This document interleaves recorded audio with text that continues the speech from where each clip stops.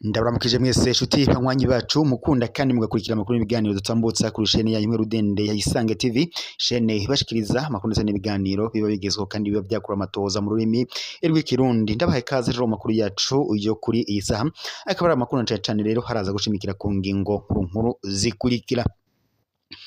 Amakuru yacu turaza kuyatangurira mu gisata ca politiki ngaha mu Burundi, tuze kurabira hamwe kubiri ko ravuga ku buzima bw'umukuru w'igihugu cy'u Burundi Evariste Ndayishimiye, aho binuganurwa ko amagara yiwe yabatifashe neza. Hari amakuru duhabwa n'amasoko yacu mu kinyigero havuga ko Ndayishimiye yoba hamaze iminsi arwariye ngaha mu bitaro vyo ngaha i Bujumbura, umugwa mukuru w'ubutunzi w'u Burundi, ariko biriko biranuganurwa ko yoba yarahawe ishano n'umunyamabanga mukuru w'umugambwe CNDD-FDD Nyeniteka Reverien Ndikuriyo, nk'uko amakuru duhabwa n'amasoko yacu abishikiriza. Muribuka ko vyabaye kuri Ndayishimiye ndetse na Reverien Ndikuriyo. Ndayishimiye yatangaje ko ngo Reverien Ndikuriyo atazokwigira muhemana mu gihe Ndayishimiye azoba ari ku butegetsi.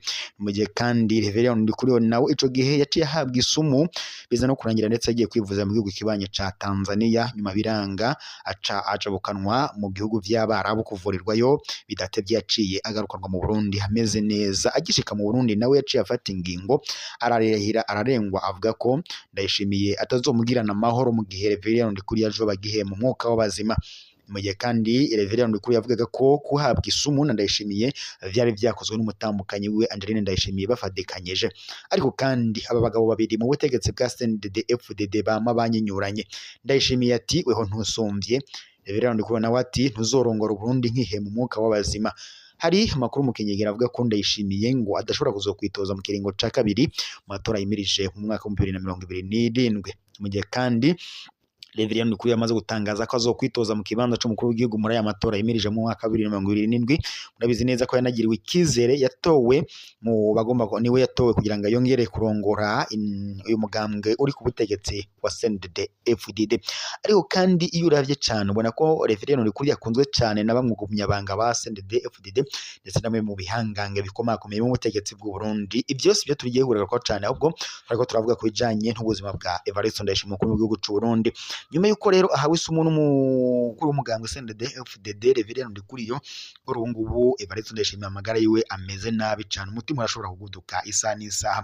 Hari amakuru twahawe n'amatohoza amatohoza twahawe n'amasoko yacu ari ngaha i Bujumbura, yatwereka ko kuri Ndayishimiye we yurijwe indege agaca ajanwa kuvurirwa mu gihugu ca Tanzania kuko ubuzima bwiwe butifashe neza, ndetse abanyagihugu kuri ubu ngubu barahagaritse umutima ko isaha n'isaha umutima wa Ndayishimiye ushobora kuguduka.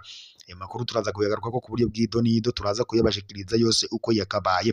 Turaza kandi no kunyarukira ku bijanye n'ubutegetsi bwa CNDD-FDD mu Burundi, aho kandi hariko haranuganurwa ko hoba hateguwe umugambi ukomeye cyane wo gutembagaza ubutegetsi cyangwa se gufata igihugu Ndayishimiye mu gihe yoba yamaze gushika mu gihugu ca Tanzania kwivurizwayo. Ivyo biriko birakorwa na zimwe mu ntwazangabo zikomakomeye mu butegetsi bw'u Burundi.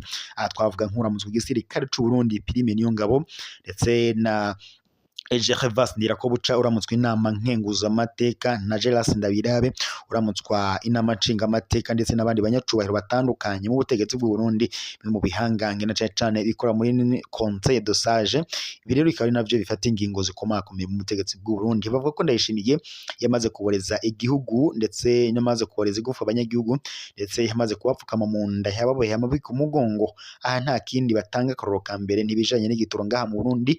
Igitoro camaze kuba umuzi bibuye. Muribuka ko hashize imyaka yababa 6 atanima ry'igitoro rigaragara ngaha mu Burundi. Ibi byose rero bikavuga ko byazuje ku ntwaro ya Ndayishimiye, ariko ibingibi byatanguye kwiyongera cyane kuko ngo itunga ry'igihugu ryose riri mu biganza vya Ndayishimiye. Ariko abanyagihugu bakavuga ko rero bivanye n'ivyo yakoreye abanyagihugu Burundi ngo agomba gutembagazwa kandi atazokongera kwitoza mu kiringo ca kabiri mu matora yimirije.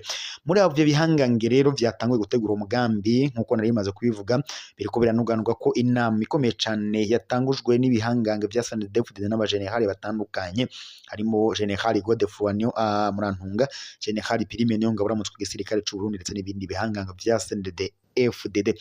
Reverien Ndikuriyo ndetse binanuganurwa ko ashobora kuba ari we azorongora Uburundi kuko ngo ari we muhanga ukomeye cyane. Naho Ndayishimiye we ngo isaha n'isaha ashobora gutembagazwa kuko anaco amariye abanyagihugu b'u Burundi. Binavuga ko ivyo akora byose ari ukwikiza. Ni mu gihe kandi Ndayishimiye nawe avuga ko ibimuhanze ataho azobicekera kuko abari mwirageri na cyane mwirageri rya Petero Nkurunziza umuhisi ngo ari bo bazomuhaganya na cyane rero ngo bashobora kuzomufatira k'inkota kuko ataruvugiro ndetse n'ububasha afise bwo kubikurako. Ndayishimiye yarakoze ibishoboka byose kugira ngo ahangane n'ibihangange vya CNDD FDD na cyane ibiri mwirageri rya Petero Nkurunziza, ariko vyaranze bamutaye kuw'amazi kuko ngo ivyo akora atabizi. Abahanga b'urugamba na cyane rwa politiki y'u Burundi ahangaha uwo batanga akaruhuko cyane ni Romeo cyangwa se Hussein Rajabu. Iri ntwari ikomeye y'u Burundi bamwita intwari y'urugamba, yarakoze ibishoboka byose kugira ngo umugambo CNDD FDD utsinde urugamba ushika ku butegetsi mu Burundi. Ariko Ndayishimiye we agimara gushika ku butegetsi, hari amakuru twabahaye mu kinyigero yavugaga ko Ndayishimiye yoba yaragize n'uruhara rukomeye cyane mwigandagurwa ry'umuhisi Petero Nkurunziza kuko yashakaga kugira ngo ngazomurusha ububasha. Acavuga ati rero weho ntiwotwara nkiriko cyangwa se nkiri ku butegetsi, ahubwo nzobanza nkwikize hama nzobone gutwara Burundi. Kuri ubu rero urupfu rwa Petero Nkurunziza cyangwa se Pierre Nkurunziza umuhisi Petero Nkurunziza narwo rukaba ruri ku mutwe wa Ndayishimiye. Ibi byose rero bikaba bitamwemerera kuzokwitoza mu kibanza cy'umukuru w'igihugu mu matora yimirije mu mwaka 2027. Turaza no kunyakura mu yandi makuru rero tumaze iminsi twumva cicikana ku mbuga ngurukanabumenyi zitandukanye na cyane ibijanye n'intambara imaze iminsi ivugwa muri Repubulika Iharanira Intwaro ya Kongo, yaje no guteza ikibazo gikomeye cyane ngaha mu Burundi nyuma y'uko abanyagihugu ba Kongo batandukanye harimo na bamwe mu basirikare b'u Burundi bahunze ndetse na zimwe mu ngabo za Kongo FARDC zahungiye ngaha mu Burundi.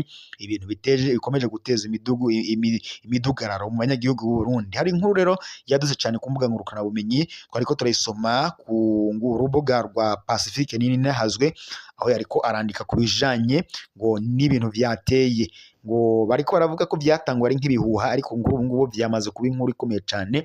Aho rero ngo abanyagihugu b'u Burundi kuri ubu ngubu babangamiwe n'amakongomani bari mu Burundi.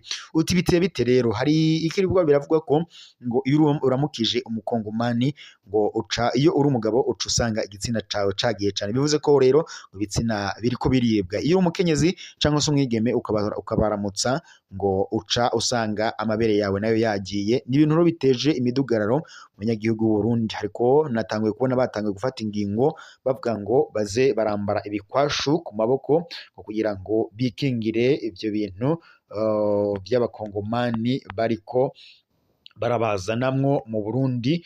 Ariko n'ubundi ukabona ko abanyagihugu b'u Burundi bahangayitse na cyane ku byo bariko barabona bibera ngaha mu butegetsi bw'u Burundi. Ingabo za Kongo kuva zagashika mu Burundi zarateje imidugararo ikomeye cyane. Abanyagihugu kuri ubu ngubu bakaba bafise ubwoba bavuga ko bashobora kuzohura n'ibibazo bitandukanye bikozwe n'izi ngabo za Kongo FARDC. Twaba bari kubijanye bikaba bihangayikishije cyane ubutegetsi bwa Ndayishimiye. Ariko na cyane rero twariko turavuga ku bijanye na zino mpunzi ziri mu Burundi, aho twababwira ku bijanye ko ibitsina ngo biriko biribwa ngaha mu Burundi. Abanyagihugu b'u Burundi rero bakaba bahagaritse umutima ku buryo bukomeye cyane. Ni mu gihe intambara rero n'ubundi muri Kongo ibandanya kwiyongera, nkuko twariko turababwira ko twariko turasoma iyo nkuru yari yanditswe ku rubuga rwa Pacifique nini nahazwe, ariko aravuga ku bijanye no kuba ngo ibitsina biriko biribwa ngaha mu Burundi na cyane bikozwe na bamwe mu banyagihugu b'abakongomani baba mu Burundi, nk'uko twari twabibabwiye nyene muri iyo nkuru twari twasomye kwa Pacifique ninahazwe. Ucubona rero ko ibi byose bihangayikisha abanyagihugu b'u Burundi mu gihe n'umundi bifitiye n'ibindi bibazo bitandukanye bibahanze, harimo kuba atagitoro bafise ndetse n'ibindi bitandukanye. Ibi byose rero bishavuje abanyagihugu b'u Burundi, ariko Ndayishimiye we ibi byose nta gaciro abiha, abifata nk'ibisanzwe. Ibituma ndetse abanyagihugu b'u Burundi bashavura cyane, bakavuga ko rero ataco abamari, bakavuga ko intwaro ya Ndayishimiye bibaye byiza yotembagazwa bagatora indi ntwari izobafasha kurongora Burundi. Ariko uwo nta wundi bashaka ni Reverien Ndikuriyo uramutswa umugambwe CNDD FDD. Muramuzi neza ko ari intwari nawe y'urugamba, niko numvishe bamwita. Bivuze ko rero uwo ari we wese yakwifuza kubona uwo twara igihugu kandi kizofasha abanyagihugu gushika heza nk'uko n'amakuru dukura ku rubuga abishikiriza. Hari andi makuru rero nanone atoshikiye ariko akaba ari amakuru yo mu kinyegero nayo tugira tubashikirize ku bijanye na cane n'ibiri kubahera mu butegetsi bw'u Burundi, navyo ntabwo tubija kure cane, tugarukana cane ku bijanye niba vyagiye biravugwa irya nino, ariko cane tukibanda ku nkuru zigaruka ku bivugwa mu Burundi, ari nazo tugira tubashikirize. Ico musabwa gusa ni ugukurikira umuyoboro wacu wa YouTube ariwo wa Isange TV, sheni ibashikiriza amakuru n'ibiganiro biba bigezweho kandi biba vyakura amatohoza mu rurimi rw'ikirundi. Reka rero tuyasimbireho ayo makuru nayo tubandanye tuyabashikiriza ubwo yose yakabaye, ariko ico musaba gusa ni ukwama muri kumwe natwe kugira ngo amakuru yose aba ariko aradushikira natwe tuze turabashikiriza yose uko yakabaye mu buryo bw'idonido. Uti rero biteye bite mu yandi makuru nuko umushikiranganje w'ubutungane yahagaritse mu mabanga umushikirizamanza mukuru wa Repubulika i Bujumbura yitwa Patrice Niyonzima. Ingingo yo kumuhagarika ahutemo katihabwa aramutswa ubushikiranganje bw'ubutungane yayiteye ko umukono kw'igenekerezo rya 14 Gitugutu uyu mwaka. Nk'uko vyanditse muri iryo kete nyene cyangwa se iryo tegeko, Patrice Niyonzima umushikiranganje wa Repubulika mu ntara ya Bujumbura azize ko yafashe ingingo wenyene kandi zitari zikenewe mu gufata uwikekwa ko icaha ca fraude mu gushiraho imiringoti itwara amazi ya Hajidezo mu Rubirizi kandi ngo ahagararikwa atabafatanywe itonga. Uwo mushikirizamanza kandi ntiyatanze convocation ntiyanabimenyesheje inzego zimukurira nk'uko bisanzwe bikorwa mu mategeko cyangwa se ibizwi nka procedure, kubera kandi ko uwo mushikirizamanza atakwirije intambuko zisabwa mu guhagarika wiketswe ko icaha. Ivyo yagize ni nko guhungabanya agateka kazina muntu, navyo ngo bishobora gutosekaza umutekano, gutyo rero yaciye ahagarikwa mu mabanga n'uyu mushikiranganje w'ubutungane ariwe Artemo Katihabwa, nk'uko amakuru n'ubundi dukura no ku rubuga abishikiriza. Naho General Prime Niyongabo umukuru w'igisirikare c'u Burundi nawe nyene nk'uko twabibabwiraga ariko araja kubiti no ku mabuye kugira ngo azakora ibishoboka byose akureho Ndayishimiye ku butegetsi nk'uko amakuru ku rubuga abishikiriza. Hari amakuru kandi ariko aravuga ko mu Rumonge ibintu bitifashe neza, umutekano watosekaye, haba hari ngo bamwe mu migwi yitwaje ibigwanisho yoba kandi yateye ngaha nyene, ndetse bikananuganurwa ko hoba hari bamwe bafatiwe ngaha, ariko bamwe bakaba banagandaguye bamwe mu basirikare Burundi nk'uko amakuru dukura ku rubuga abishikiriza. Rero dushimira mwese muri kumwe natwe mu makuru n'ibiganiro kuko turashikiriza kuri chaîne yanyu YouTube mwe dende ya Isange TV, bashikiriza amakuru n'ibiganiro yabigezweho kandi bavyakora amatohoza mu rurimi rw'ikirundi. Ico musabwa mu cyonde subivure partage ndetse na sabone kugira ngo muzero urabambere kubona amakuru n'ibiganiro tuba turiko turabashikiriza umwanya n'umwanya. Ndabashimiye, mugire ibihe vyiza.